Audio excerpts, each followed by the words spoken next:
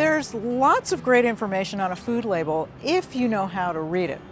The first step when you're looking at a label is to look at the serving size, because all the other information on the label is related back to that serving size. But when you look at that serving size, one of the things you'll want to ask yourself is that the amount that I'm actually eating?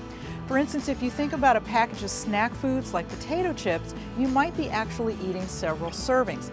So that means that you have to multiply all the information that follows on the label, the calories, the fat, and the sugar, so that you know exactly what you're taking in.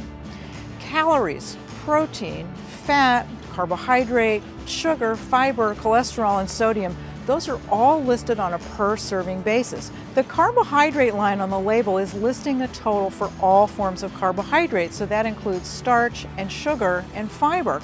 And then there's usually a separate line that tells you how much fiber is per serving. You'll also usually see a line for sugar, but it's important to know that this includes both natural sugar and sugar that's added. Natural sugars are going to come from things like fruits, dried fruits for example, and also the natural sugars that exist in dairy products. Some labels do now list added sugars, and these are things that have been added to the food afterwards.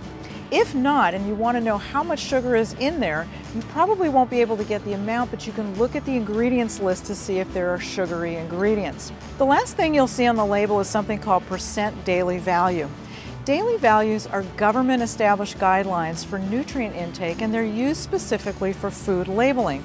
But you need to know that they're based on a 2,000 calorie diet, so they may not apply to you. But you can still get useful information. You can use the daily values to tell if a food is a good source of a particular nutrient that you might be interested in.